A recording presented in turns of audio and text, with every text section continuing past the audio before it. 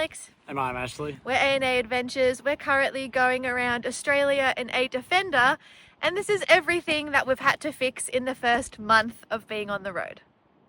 All right, Ashley, talk us through what we've already had to fix. So, this injector number 4 was leaking down there on one of the seals and was making a very loud, almost chuffing noise under acceleration. Nothing. I can feel the pulsations of air. Can't really feel it anymore. That was definitely the problem. Just took it out and fixed that, which was lots of fun. It also meant that the car wasn't starting for a while there. So that was fun. That wasn't much fun. We also have a little leak on one of our aircon pipes, which is a pain in the ass. I've tried to fix it. It's still leaking a little bit. When it runs out of gas, we will deal with that. But the aircon still works great. Later problem. I think we're leaking a little bit of aircon oil. This section of the video is brought to you by Dynasteel Aluminium Repair Epoxy Putty. So I've just kneaded it around the leaking joint. It's a very, very slow drip, so I'm hoping that this stuff can seal it. I also fixed a wobbly cable down here for the solenoid cutoff for the fuel, because it would randomly just not start as well. So this was the problem. This connector had become worn out. So even the lightest touch disconnected it from the solenoid, which is just in here. And it was just a loose connection. So we had two reasons why the car wasn't starting in the first 2 weeks of being on the road. Yep. I also had a clamp come off, which I fixed. Hearing a very slight noise on full load. So I think that air is escaping and it's making noise because this is moved. So I was hearing a loud kind of intake noise on high load. I went to do this hose clip because one of the intercooler pipes had moved. And I was doing it up and it snapped. So that's fun. So I had 2 smaller hose clips that I've had to ring around each other, but I've done it up and they should hold. So I'm going to take it for a test drive and see if it's fixed it. Fingers crossed. Fingers crossed. That seems to be holding up well for the second. I've got a spare one just in case that one breaks. My door handle has somehow fixed itself via the corrugations. It used to only unlock if I held the key and pressed the button in, and now it just unlocks all the time. So that's always a bit of a positive. Thank you, corrugations. Thank you, corrugations. I fixed the fuel drain over here, so it properly drains into the fuel system now.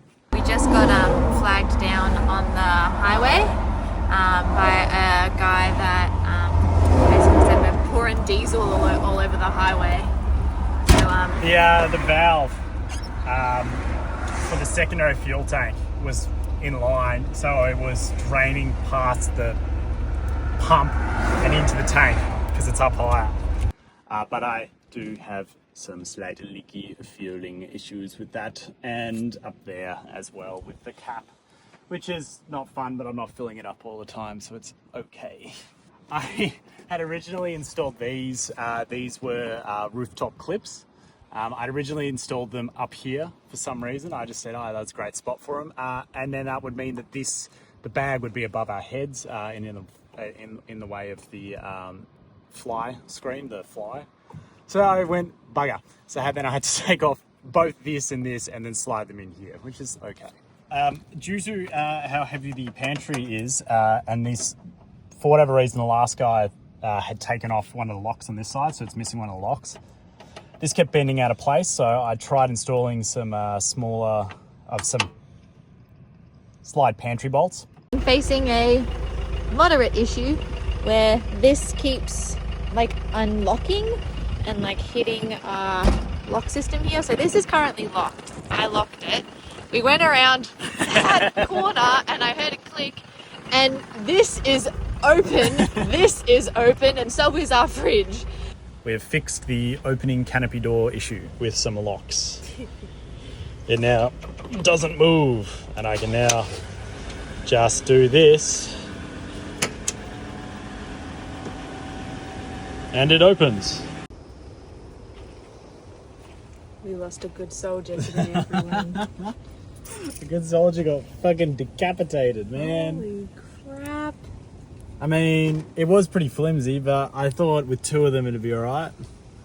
Currently trying to problem solve Well, our soldier. trying to keep it from destroying the door while I can get to a hardware store to get some bigger push rods. What have you done, Ashley?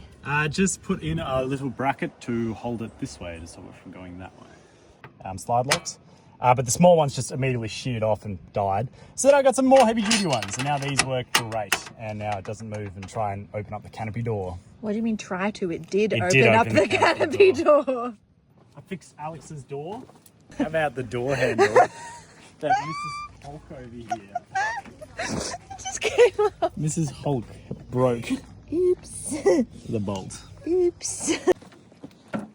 She, the bolt in here unrattled off, and while she was opening or closing this, because this was slightly grabbing on that with too much force, it came out. So I had to take off the door harness, put that back in, but that works well now. The lock's also fixed now. I also fixed the lock, so now we can use the key, because for whatever reason it wasn't working before. The bolt so the screw on the end of it was just done up too tight, so you couldn't get enough leverage on the key. This has stopped working for no apparent reason. My windscreen squirter, so I need to investigate that more. I also detuned the engine a little bit, took out some fueling because it was getting very warm on warm days. And that is everything that has either broken or gone wrong on the Defender in the first month. Serves us right for going around Australia in a Defender. That's all right.